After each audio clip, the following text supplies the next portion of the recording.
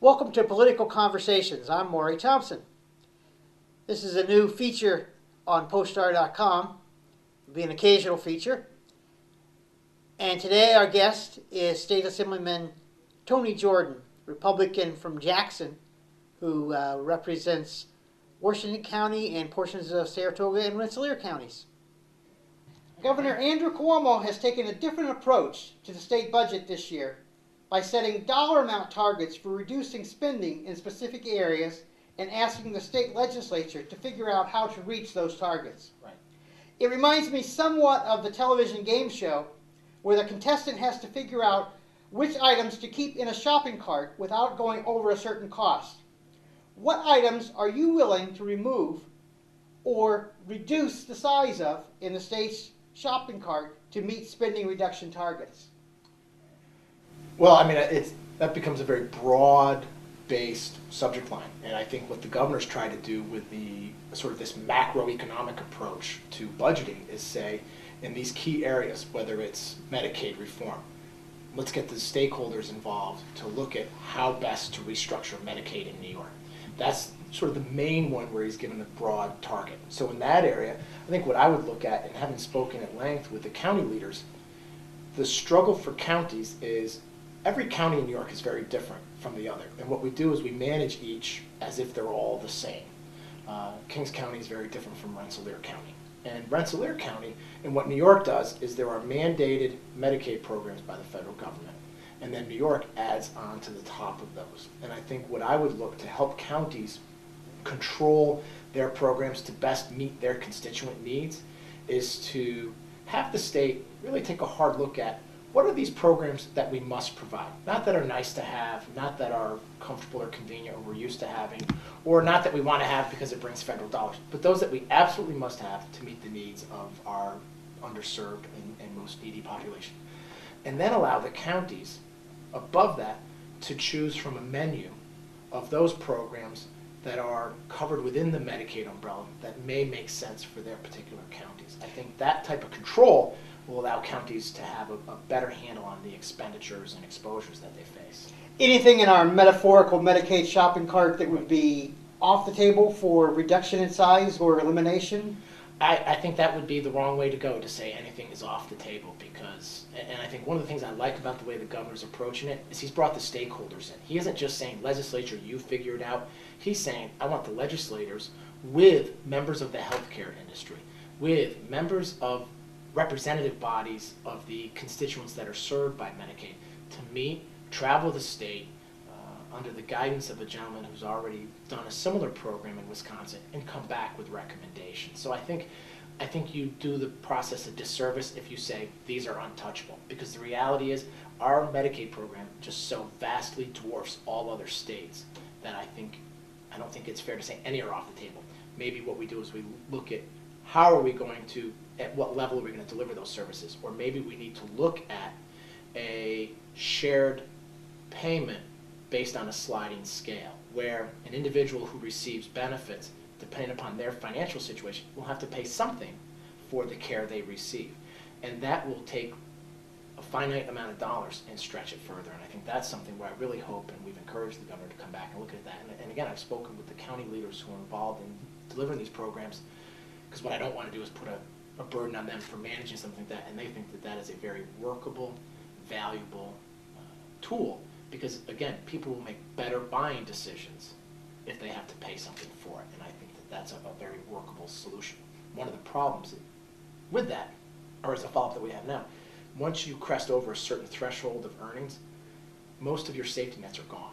Housing assistance, unemployment assistance, heating assistance, Medicaid assistance, those all disappear, so there's a disincentive to try to go back to work and begin to bridge back into the workforce. And I think by adding a part pay, a sliding scale pay as you're, based on need and ability, we might find a better solution to encouraging people to make good decisions, smart decisions, and stretch those thin dollars even further.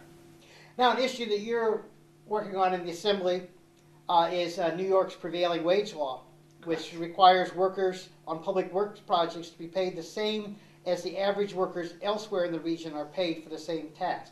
Correct. And you are reintroducing two proposed changes to the prevailing wage law changes that failed to get out of committee last session. Tell me about those bills and the chances of their success this year. Well, last year it was an idea that came to me kind of late in the game based on a lot of discussions with our local leaders. And when, as part of the mandate reform that's really front and center this year because of a potential tax cap, in talking to our local officials, one of the burdens placed on local government is the cost increases that projects incur based on payment of prevailing wage. So we have two proposals. One is to raise the cap where prevailing wage would be, where a contract would be subject to prevailing wage. And the theory behind it is, and you go back historically as to what the purpose of prevailing wage, that was an effort by the legislature to ensure that quality, qualified workmanship was going to be present on jobs. Well, the cost of construction has increased greatly, the scope and size of projects has increased greatly, and the bidding mandates and demands that are placed on localities is far more stringent than it was when prevailing wage first came about. So many of those protections are already in place. And what it does is it just says, we're going to allow projects that are expected to cost less than $5 million. I mean, look at the local project here in Queensbury, the firehouse. I think they said that was it could be a 35% cost increase, or if they had to pay prevailing wage, and that may scuttle the project. That's about, I think, maybe $1.3 million, $1.4 million for a project. So it doesn't mean that people don't have to meet all of the requirements of bidding and be qualified. It just allows them to bid at a number unencumbered by perhaps an artificially established wage rate. And when I say artificially established, prevailing wage, people assume is a wage that is based on that area. You know, Queensbury is in Warren County. Warren County's wage rate for similar workers. That's not how it's done currently. There is a region that encompasses multiple counties that are very different from one another. And then the prevailing wage, there's no requirement of the Department of Labor to do a true canvass of what wages are for a plumber, for a carpenter, for a truck driver, for what have you. And so what we're saying in our other bill is that the Department of Labor, you must calculate every 2 years a true prevailing wage. And it would be for Warren County, for Washington County, for Saratoga County, Rensselaer County, Montgomery County, and so on.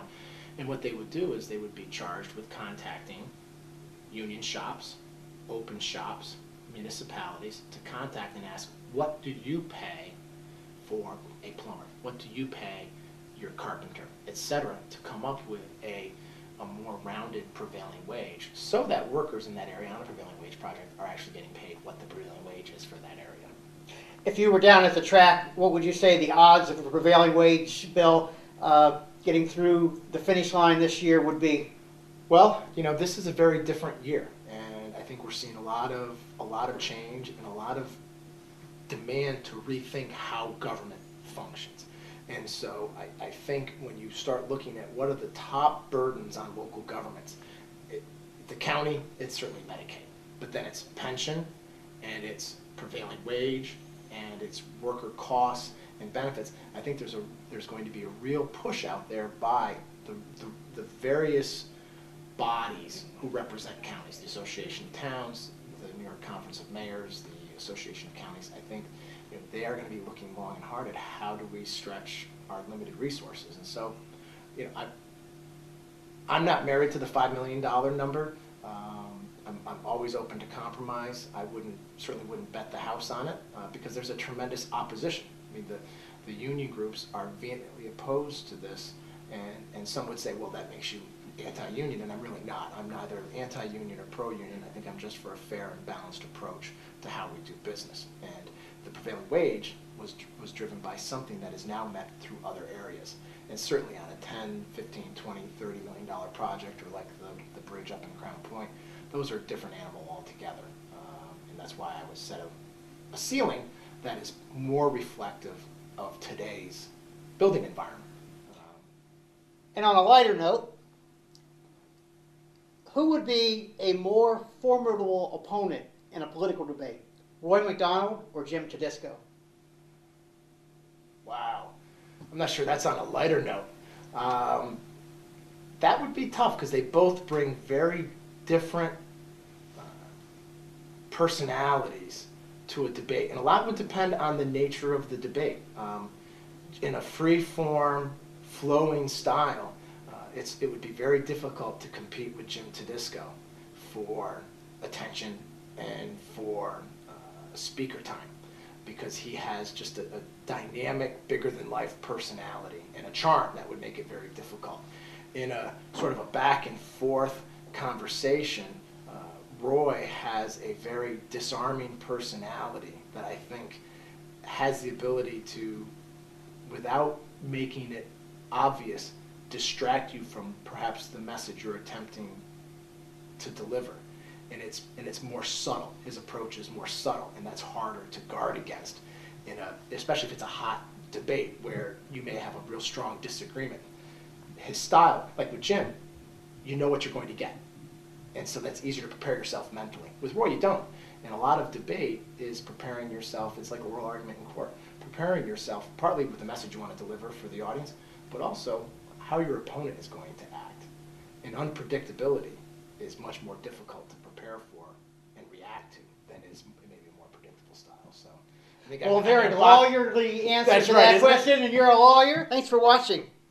Until the next time, you can keep up to date on political news at the All Politics is Local blog on poststar.com. You also can follow me on Twitter at @PS_politics.